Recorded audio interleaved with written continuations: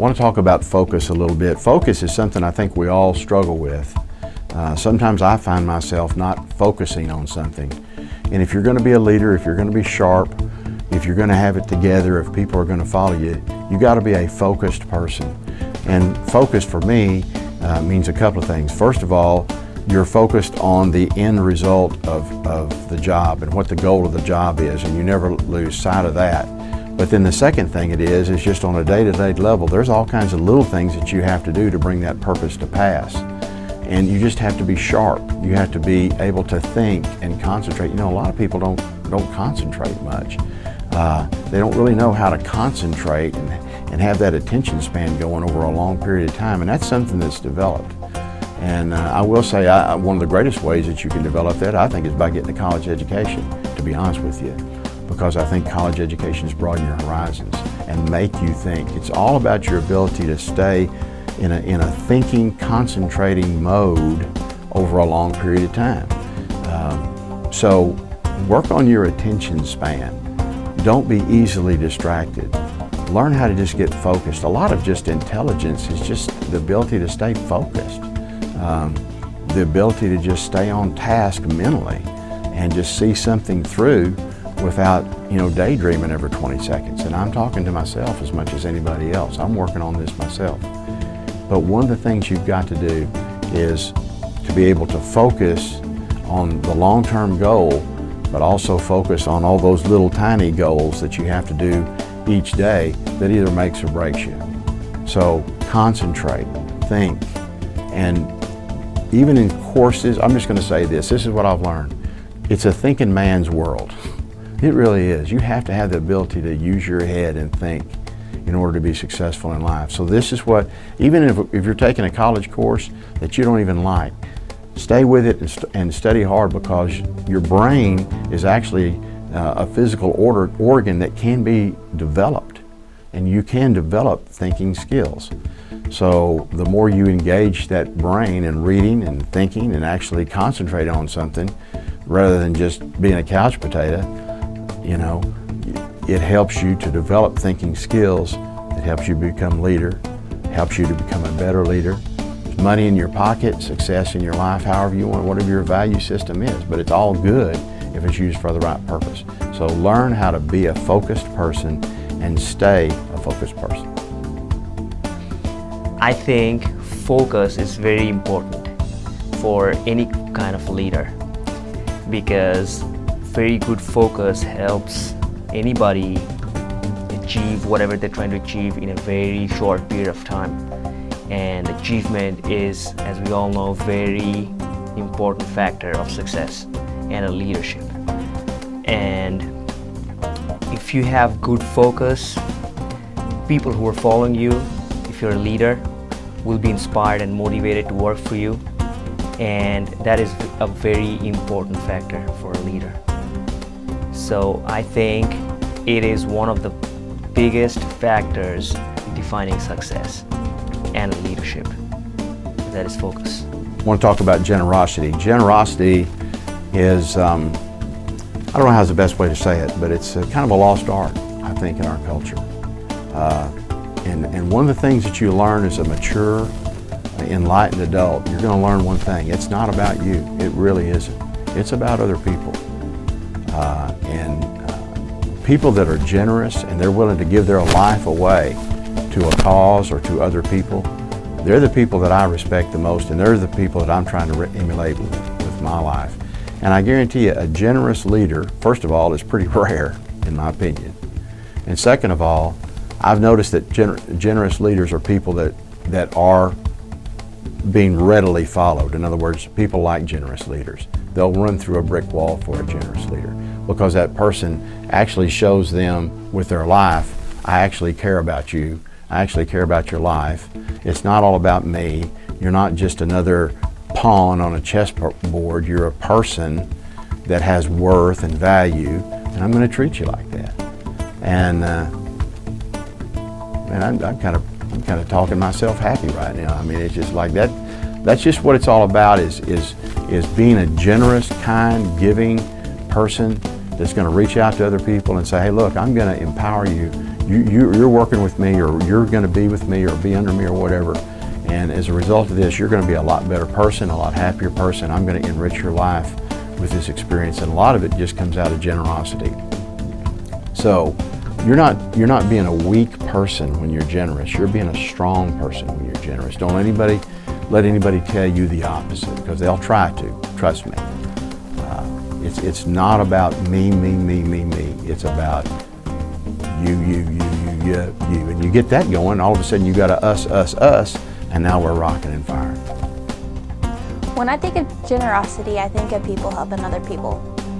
Here at Southeastern, we help other people. Professors help students, staff help students, students help students. This year has been 6 years since the care team has started, and we raised over $6,000. I think that is great. We help with sending flowers to funerals, we help with meals, we help with gas cards, we help with anything and everything that the staff or faculty need. Being a coach, people talk about how do you motivate your athletes? How do you motivate kids to do what they have to do, especially in a physically demanding sport like football. They're all physically demanding. Football, I think, is extremely physically demanding. How do you do that?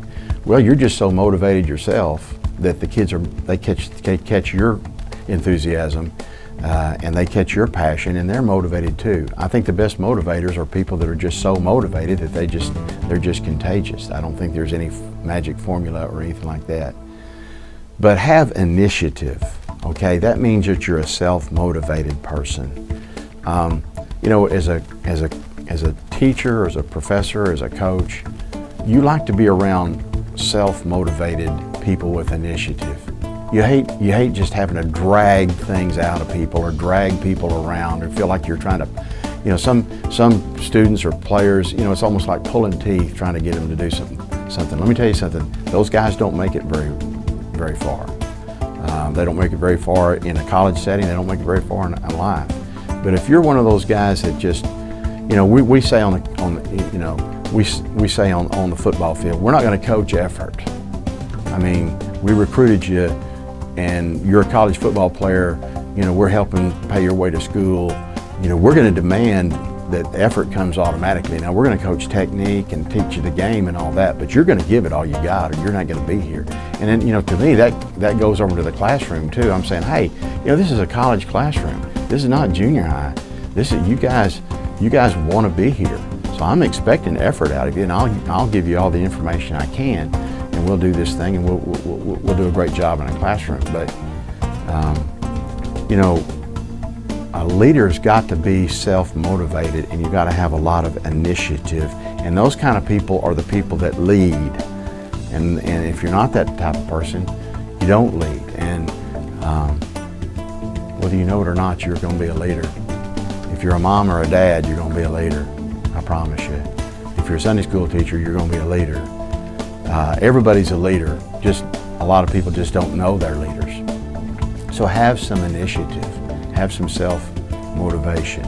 It makes your life easier, and it makes everybody's life a lot more pleasant if you're fired up and motivated, so that they can be fired up and motivated. Motivation is something that you have to really dig deep and hold on to with a lot of consistency. From one point, like getting up every morning and working out at a set time every day through the week, knowing that you have to grind it out an hour and a half or two. But at the end of the day, you know, it's working toward a main goal that you have tunnel vision on. I'm going to talk to you about listening. And that's probably one that caught you by surprise a little bit, because you never think about, well, a good leader is a good listener, but he is or she is. And let me just say this to the guys out there: learn how to listen. You know, us guys, a lot of times, we're bad listeners. And our mothers and our grandmothers always taught us, you got 2 ears and 1 mouth, so do twice as much listening as you do talking. Isn't that what we all were raised with? But you need to listen to your people. And you need to not only listen to them, but you need to hear what they're saying to you. Because your people are going to talk to you. And you have to be able to listen and then discern or understand what they're really saying, because they may be trying to tell you something that can make or break the company, or can save the company, or can really help the company, or really hurt the company. So you have to learn how to listen. We're all pretty good at talking because we all like what we have to say, and we want everybody else to know what's on our mind. But what about listening? And it goes back to that generosity thing. You know, a lot of leadership is just being a servant. I know being a servant is kind of a cuss word in our society these days, but you know what? It's never gonna lose its importance or value. And being a listener is a big part of having that servant leadership. You know, when I got married to my gorgeous little wife, I mean, we're sitting up there and we're reciting our vows, and I guarantee you, if I heard that pastor say, "Coach, you are a servant leader," he said it 15 times, and I'm thinking, you know what? I think he really is trying to get me to be a servant leader, because there's a difference between a leader and a servant leader. One's good and one's bad. But anyway, just listen to people. Listen to people. That's not only effective for your organization, but it also builds relationships. And machines aren't going to take over this culture. I mean, no matter what anybody says, there's always going to be a place for that human touch. And you got to get along with people. And people will care about you and love you and work for you if they know you'll listen to them. And you need to always remember that. My freshman year, I was in the President's Leadership class, and we had a project where we went to the Boys and Girls Club, and my group was assigned to work on the nutrition room for the kids. So we were working on this project together, and we all kind of had different ideas of what we wanted to do, and none of us were really talking to each other or listening to each other, and so we all were having trouble deciding what we were going to do. So the day came where we were supposed to tell our instructor what we were going to do for our project, and each one of us had different things that we told her we were going to do because we hadn't been listening to one another.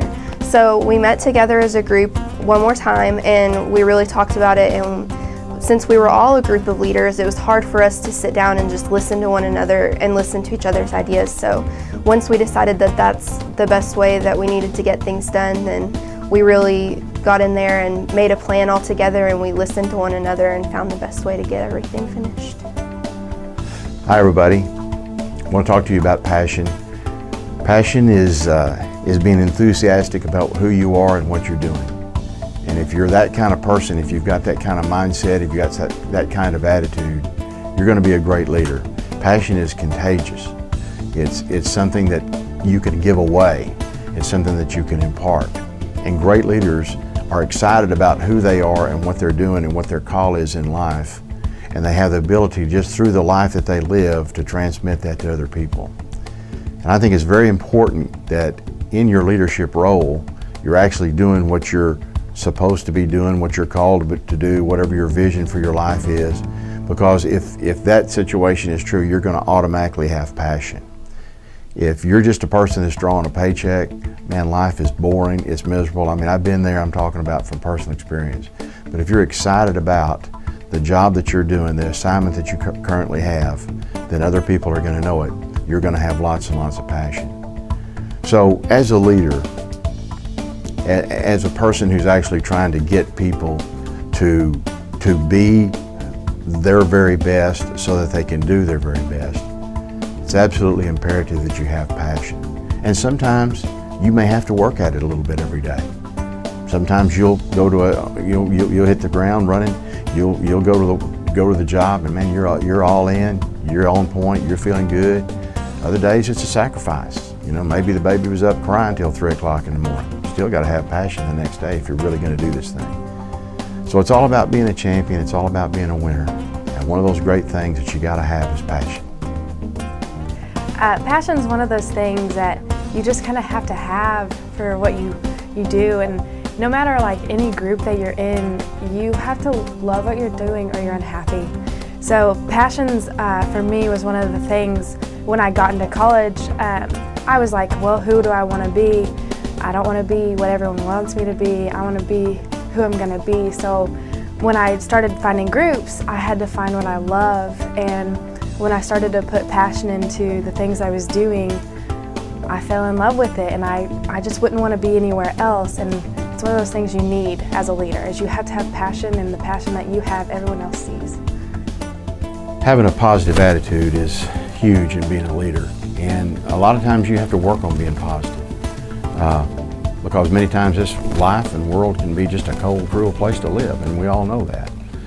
But you know, if you can, you know, you've heard the illustration of a glass being on a table, and it's filled up to half capacity, and you're looking at that glass, and do you see that glass as being half empty or half full? You know, when you're eating a donut, are you looking at the hole or are you looking at the donut? You see what I'm saying? So what I'm trying to say is you can either be positive or you can be negative. And the people that are positive people, they're fun to be around and people are drawn to them.